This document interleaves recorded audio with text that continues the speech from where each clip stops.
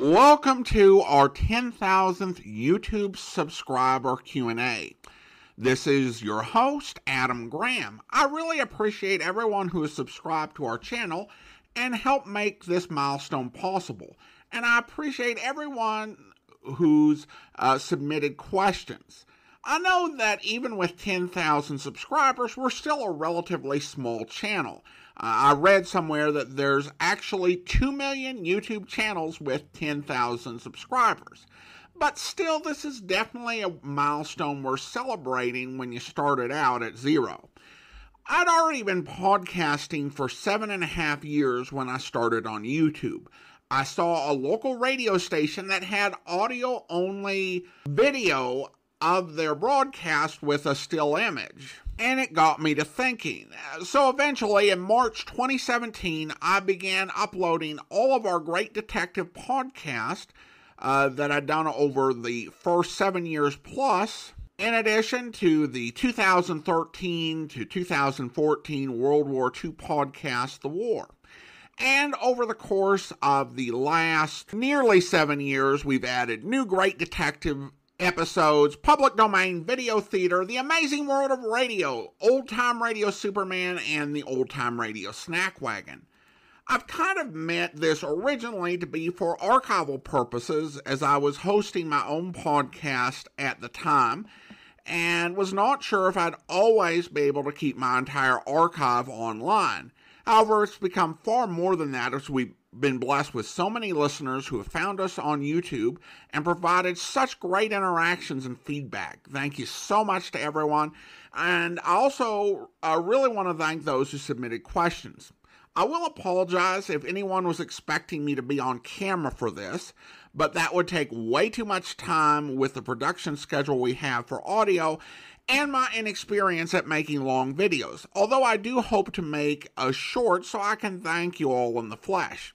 Now to answer your questions, we start out with this from Amanda, and she wants to know, what inspired you to start making your podcast? Well, I'd already started the Old Time Dragnet podcast, and I've told that story a few times, so I won't go into that.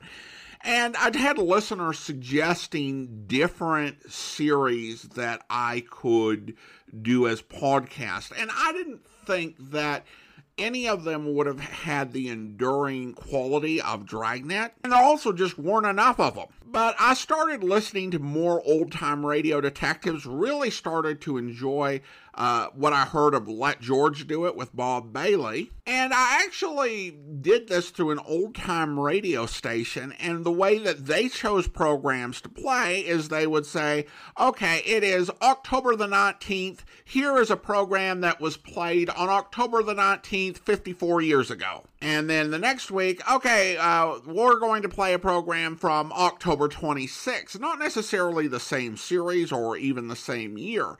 And to me, I really like the idea of going through a series from start to finish. And so I had the idea that I would go through detective series from start to finish, and we would do episodes Monday through Friday, of course later expanded to Monday through Saturday when we added our police procedural day. Amanda also asked, how is Elijah doing? Elijah is doing well, and I don't want to go into too much detail because, you know, he might listen to it later, and you never know what might embarrass a kid at some later point in life. But I will say that he's a little more than 1.5 years now. I think every child has their issues, but he has been relatively easy to raise, particularly when you compare to the sort of challenges that you can have, you know, that I read about in books, and that I was kind of getting like, okay, are we going to have this happen? And it really hasn't. He's a sweet and curious kid, and we're just, you know, really blessed to have him. So thanks for that question, Amanda. What's your favorite old-time radio detective? And she says Ashley's. I think she means Andrea's, my wife's. Well, to me, that's an interesting question. Philip Marlowe with Gerald Moore is my favorite detective series because I think it's just strong from start to finish. Although, is he my favorite detective? He's pretty close. In terms of characters, I think that I might like, I would probably go with Barry Craig. Even though his series isn't quite as good, I like him as a character and as a person, and I like a good balance in detectives. I want them to be tough enough to get the job done, but also to have a certain warmth and kindness to them, and I think Barry Craig definitely has that going for him. As for Andrea, she doesn't really care for radio detectives at all. She just doesn't get into audio dramas that much. She listened to most of the old-time radio Superman shows with me, and I've gotten her to listen to a Family Theater episode here and an R. Miss Brooks episode there, as well as some of the Big Finish Doctor Who audios, but she generally just doesn't pay any attention to detective programs, although sometimes she'll surprise me and ask me a question about something I've been listening to if I'm ever playing it in a room she happens to be in. She's not really into mysteries, but we both really enjoyed Monk, and we've also been watching the Scooby-Doo series Mystery Incorporated together. Next up, we have a question from Super G-Bros, who writes, do you think you will put the Shadow radio show on your channel? That's a good question, and it comes down to an issue of copyright. In the past, Street and Smith Publications has asserted a copyright to the Shadow radio programs, and certain companies as the sole legal distributors of that series.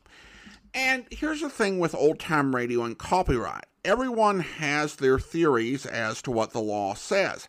I have a good faith theory that this isn't really covered by copyright. Others have other theories. The problem is that U.S. copyright was never written to address audio broadcasts prior to 1972.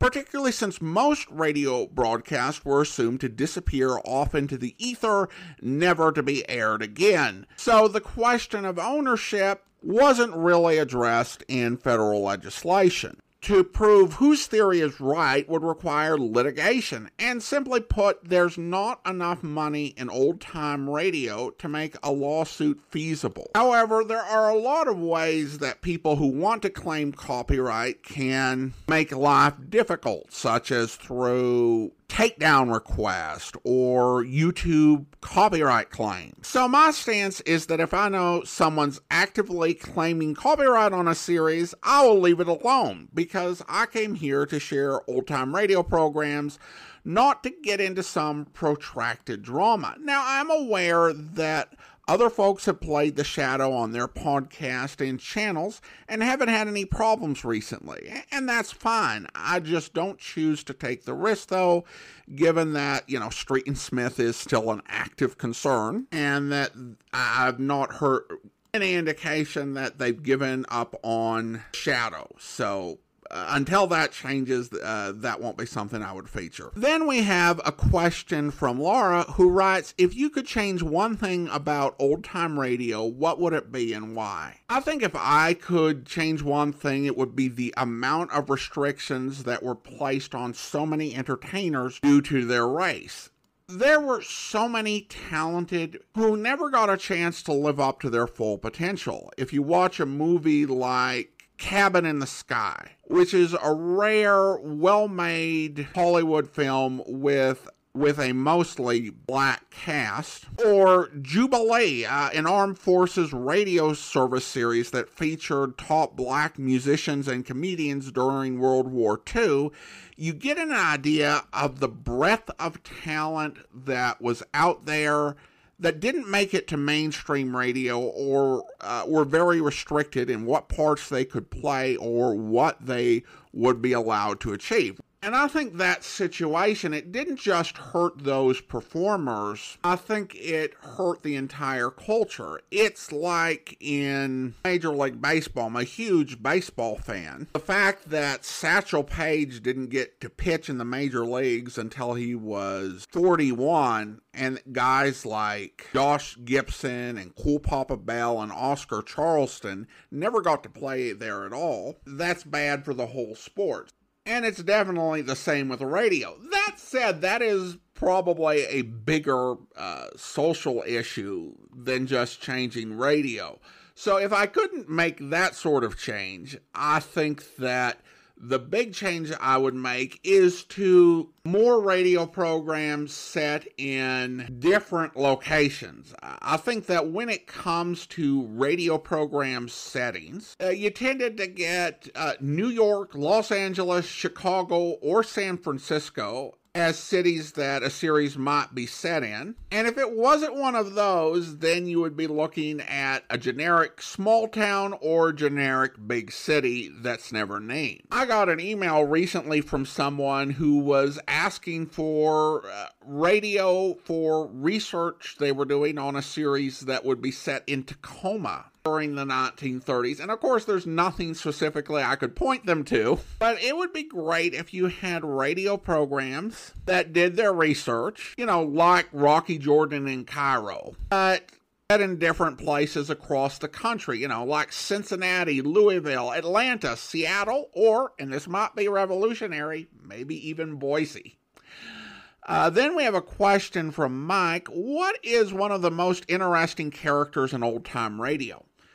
Johnny Dollar as reimagined by Jack Johnstone is an obvious answer. I think all of the efforts to make Johnny a fully formed character is part of what draws modern audiences to him, as he's a much more fully formed character with friends and hobbies and interest. As I think a lot of other detectives, they would have an interest in something or do something just because it served a plot. But somewhat less obviously, I would say Lee Quince in the Western radio series Fort Laramie, played by Raymond Burr, would be one of the more interesting characters.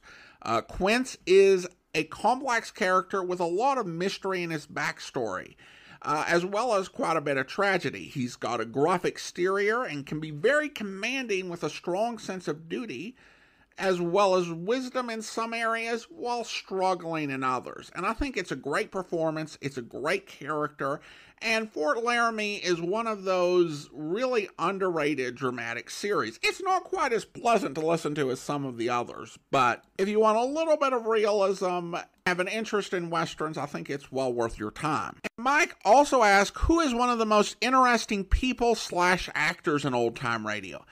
I think that a lot of people had very interesting lives during the golden age of radio and had in many ways more diverse and varied backgrounds compared to today's actors. I think that so much of the entertainment world comes from a much more homogenous, if not background, then at least their entry point into the world of entertainment. There are these sort of cliques from places like New York, Hollywood, or Nashville, and they kind of have their own subculture. It was really different during the Golden Age.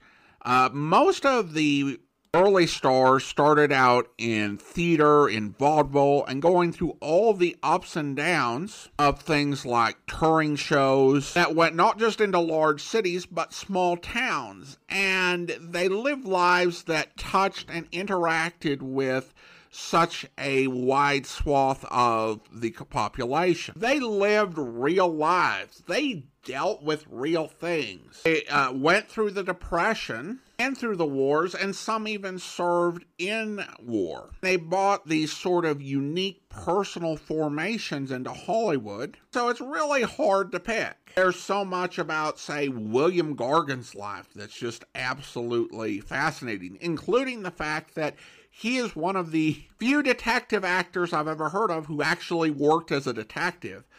Bob Bailey had a very colorful childhood and young adulthood and a lot of mystery around many years of his life, which having mystery in your life is unthinkable in our Instagram age. For me, though, I think the most fascinating is Jimmy Durante. Jimmy Durante was born the son of an immigrant family and had this incredible 6-decade career. He started out as a very talented ragtime pianist, went down to New Orleans, became a band leader, became this huge name in vaudeville and in pictures and on radio, and then in his late 60s starts releasing all of these ballad albums, despite not having a voice that you would think would work for that. And at the same time, he was an incredibly genuine and kind human being. And I think that if people are aware of him, they're aware of him for like one or two things, but really, I don't think he is appreciated for the great talent that he was. And then our final question from Lara: what do you think it is about old-time radio that is so enduring? There was a universal appeal about the programs, at least the material that gets listened to. Well, I think you can find some very highfalutin material in the stacks of available old-time radio. The stuff that really gets listened to was created with a wide appeal. Programs like Fibber, McGee, and Molly, or the Lux Radio Theater, along with most comedy variety programs as well as dramas, were written to appeal to a broad audience. Now, certainly there were programs that were targeted more to appeal to men, women, or children. But even then, it was written to appeal to a broad population of men, women, or children. The reason for this is ratings. To get a good audience, you need to cast as wide a net as possible, and with a small number of networks, if you wanted big ratings, had to appeal to a lot of people. There's a story about Fred Allen being told to cut a line in his radio program where Portland Hoffa says she wasted time at the rodeo for fear of offending rodeo fans. It seems silly until you understand that the networks need to hold as many listeners as possible. With, say, 3 or 4 radio networks, as a network radio program, you want to have tens of millions of listeners. And I think you find the same thing with a lot of early television, which is why programs like I Love Lucy or The Andy Griffith Show still speak to so many people today. I think this compares to today, where because there are so many options out there and so many networks that you can really cater to a specific audience. And in fact, you can afford to offend a lot of people and still be successful, getting a few million people to watch your program. Now, of course, the modern situation has benefits, and certainly you can argue about that. For example,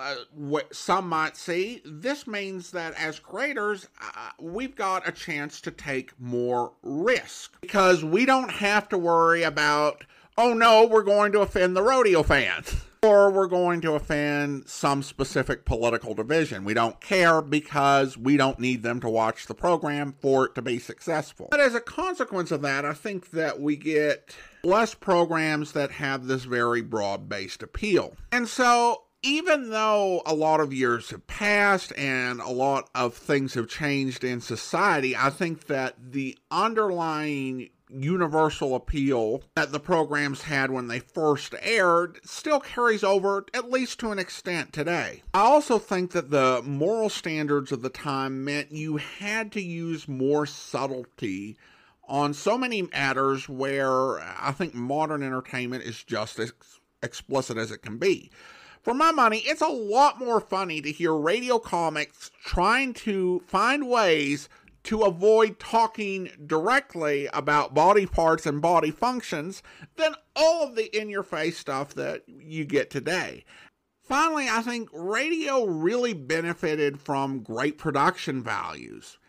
Shows like Suspense and the Lux Radio Theater at their height commanded Hollywood's greatest stars. Plus, there was also an industry of talented actors who knew their craft like nobody's business. And you could take guys like Victor Perrin, Herb Vigran, and women like Virginia Gregg, Betty Lou Gerson, Jeanette Nolan, and they could take on any part and put out a quality product. And they were also helped by having superb writers. Radio writing paid very well at the height of the golden age of radio. And also some really solid musicians. The decline of radio is ultimately tied to the rise of television, where a lot of the money for so many of these people went towards television, and it just did not make economic sense if you were a top writer or a musician or a big name actor to be doing these radio guest spots. And those things, in terms of the universal appeal, subtlety, as well as the production values, really made the golden age of radio in the United States special, and in a way I don't think is going to be matched. I've listened to some good modern audio drama production, but I think the special factors that made golden age of radio special also means that not just any audio drama is going to be able to live up to that same standard. Well, I hope that answered the questions, and again, I appreciate everyone getting us to 10,000 subscribers.